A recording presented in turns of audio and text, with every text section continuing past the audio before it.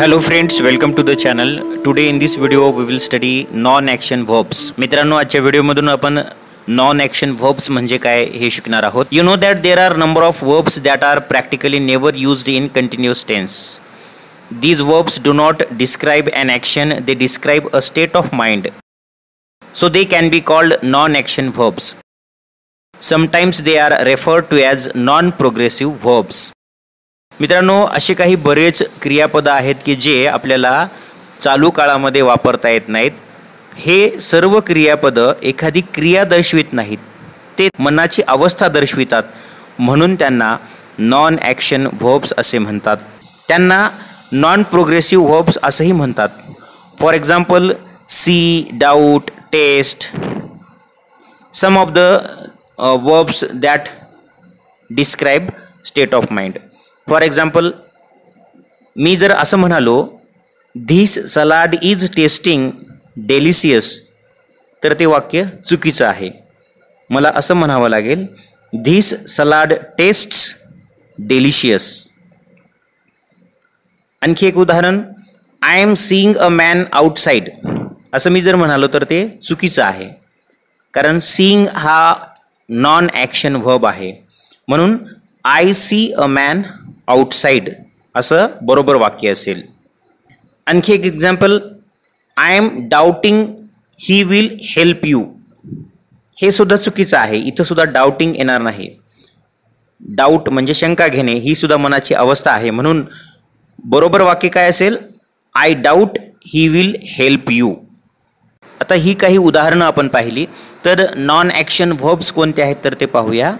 There are some verbs they denote senses. अशी काही क्रियापदं आहेत. क्रियापदे ज्ञानेंद्रियाशी संबंधित असतात, म्हणून ती ॲक्शन्स किंवा कृती दर्शवित नाहीत, तर मनाची अवस्था दर्शवितात. त्यांनाच आपण नॉन ॲक्शन व्हर्ब्स असंही म्हणतो. जसं की हिअर, सी, स्मेल, टेस्ट, या सगळ्या सेन्सशी रिलेटेड क्रियापदांना आपल्याला कंटिन्युअस टेन्समध्ये वापरता येणार नाही. त्यानंतर verbs of feelings and emotions, काही शब्द आहेत तर ते भावना दाखवतात, तर त्यांनासुद्धा आपल्याला कंटिन्युअस टेन्समध्ये वापरता येणार नाही. For example feel, want, desire, like, dislike, fear, love, hate, care, wish, respect, appreciate, तर यांनासुद्धा आपल्याला कंटिन्युअस टेन्समध्ये वापरता येणार नाही. त्यानंतर verbs of mental states and activity, काही मानसिक अवस्था दर्शविणारे क्रियापदं असतात, त्यांनासुद्धा आपण प्रोग्रेसिव्हमध्ये वापरू शकत नाही. Agree, disagree, believe, disbelieve, differ, doubt, find, forget, imagine, know, mean, recollect, remember, suppose, think, understand, trust, ही जी क्रियापदं आहेत तर ती मेंटल स्टेट्स आणि ॲक्टिव्हिटी दर्शवितात, म्हणून ह्यांनासुद्धा आपल्याला कंटिन्युअस टेन्समध्ये वापरता येणार नाही. वर्ब्स शोईंग पजेशन, काही क्रियापदं पजेशन दाखवतात, म्हणजे कोणाच्या मालकीचा हे दर्शवितात, त्यांनासुद्धा आपल्याला कंटिन्युअस टेन्समध्ये वापरता येणार नाही. For example belong, own, possess. Verbs like seem, appear, resemble, हे सुद्धा वापरता येणार नाहीत. Verbs like matter, equal, deserve, depend, result, contain, consist, यांनासुद्धा आपण कंटिन्युअस टेन्समध्ये वापरू शकत नाही. मित्रांनो असेही काही शब्द असतात की जे ॲक्शन आणि नॉन ॲक्शन अशा दोन्हीही प्रकारे वापरता येतात. फॉर एक्झाम्पल थिंक हा शब्द आहे, तर तो ॲक्शन व्हर्ब आहे आणि नॉन ॲक्शन व्हर्बसुद्धा आहे. तो कसा, I think you are right, या ठिकाणी थिंक हे नॉन ॲक्शन आहे. I am thinking over the problem, kindly do not disturb me, तर या ठिकाणी थिंकिंग वापरले म्हणजे ती क्रिया सुरू आहे, ॲक्शन व्हर्ब आहे या ठिकाणी. तर अशा प्रकारचे काही जे शब्द आहेत तर ते आपल्याला ॲक्शन आणि नॉन ॲक्शन अशा दोन्हीही प्रकारे वापरता येतात. मित्रांनो अशा प्रकारे आज आपण या ठिकाणी थांबूया. अपेक्षा आहे की आपल्याला नॉन ॲक्शन व्हर्ब्स म्हणजे काय समजलं असेल.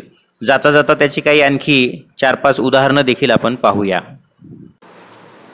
I am liking banana cream pie, तर हे रॉंग आहे. त्याऐवजी आपण असं वापरू शकतो, I like banana cream pie. मित्रांनो, some verbs have both action and non action meanings. The situation determines whether the action or non action forms of the verbs is used.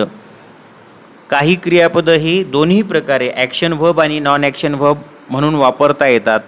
तर ते त्या परिस्थितीवर अवलंबून असते की आपण त्यांना नॉन ॲक्शन किंवा ॲक्शन ठरवायचं ते. For example, those flowers look beautiful. या ठिकाणी लुक नॉन ॲक्शन वर्ब आहे. Flora is looking out the window. आता या ठिकाणी लुकिंग आलेलं आहे म्हणजे या ठिकाणी लुक हे काय आहे, जाणीवपूर्वक पाहणे. I see a man outside आणि he is looking at me. I think that's a great idea. I am thinking about my upcoming speech. आता या ठिकाणी I think there is a great idea, that's a great idea. तर यामध्ये think हा non action आहे. तर पुढच्या वाक्यामध्ये I am thinking about my upcoming speech यामध्ये तो ॲक्शन वर्ब आहे. We have a brand new car, non action verb have. We are having a party this weekend. या ठिकाणी हॅव्हिंग हा काय आहे, ॲक्शन वर्ब आहे. मित्रांनो, आज आपण इथे थांबूया. पुन्हा भेटूया एका नवीन विषयासह नवीन व्हिडिओमध्ये. तोपर्यंत नमस्कार.